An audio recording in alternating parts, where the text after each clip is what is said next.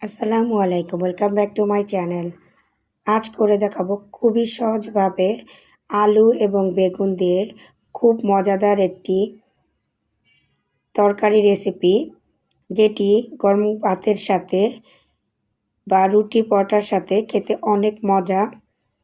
এই রান্নাটি খুবই সহজ, কিন্তু এর স্বাদ অনেক বেশি। আপনারা খুব সহজেই কম উপকরণে এই রান্নাটি করে নিতে পারবেন খুবই কম সময়ের মধ্যে। প্রথমে একটি প্যানের মধ্যে দিয়ে দিব সামান্য একটু তেল।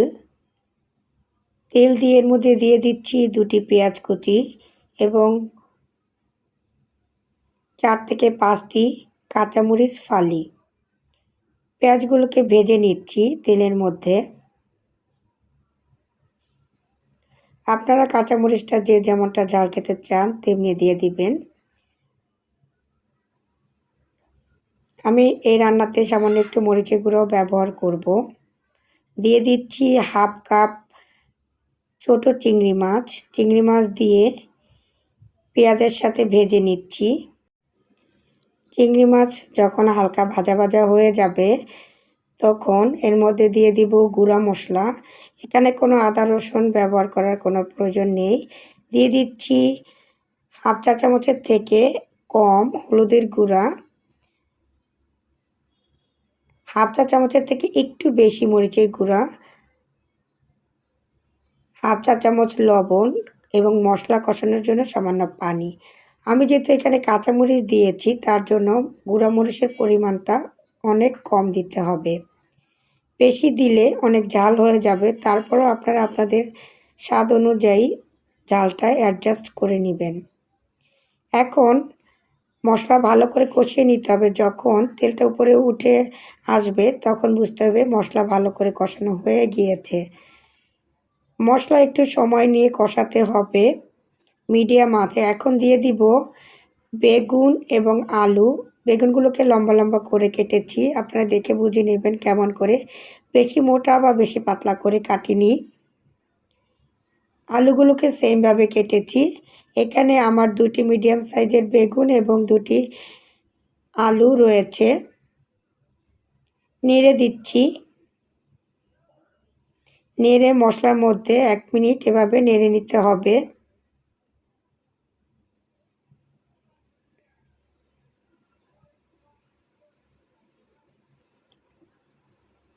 এখন ঢাকনা দিয়ে ঢেকে বেগুন এবং আলুগুলোকে কষিয়ে নিতে হবে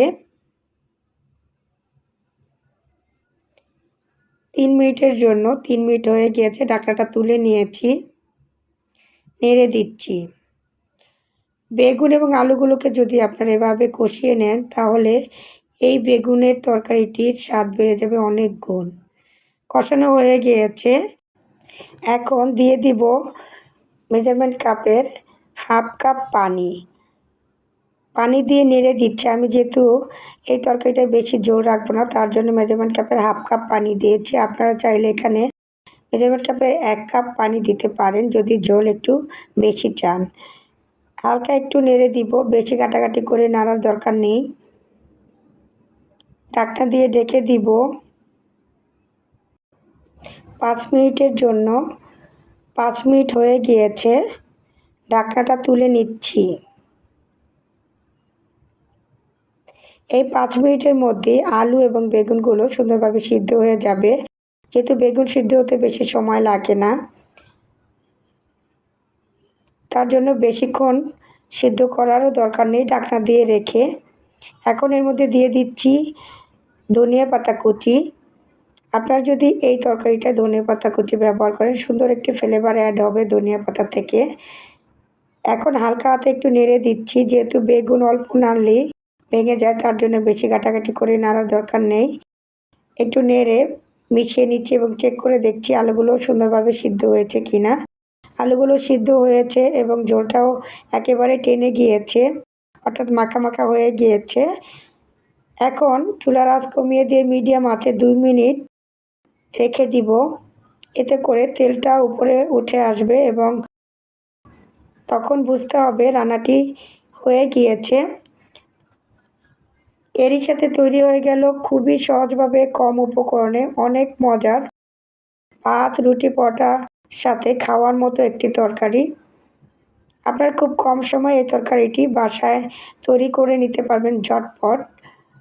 এই তরকারিটির স্বাদ এতই বেশি, এটি থাকলে যে কেউ খুব মজা করে খেয়ে নিবে ১ প্লেট ভাত। রেসিপিটি ভালো লাগলে লাইক দিবেন, কমেন্ট করবেন এবং রেসিপিটি সবার মাঝে ছড়িয়ে দিতে শেয়ার করবেন। আমার চ্যানেলে থাকা আরও নতুন নতুন এবং আনকমন রেসিপি পেতে মাহাদিমাই মম ক্রিয়েশন চ্যানেলটি সাবস্ক্রাইব করবেন। সবাইকে আমার পাশে থাকার জন্য অসংখ্য ধন্যবাদ জানাচ্ছি।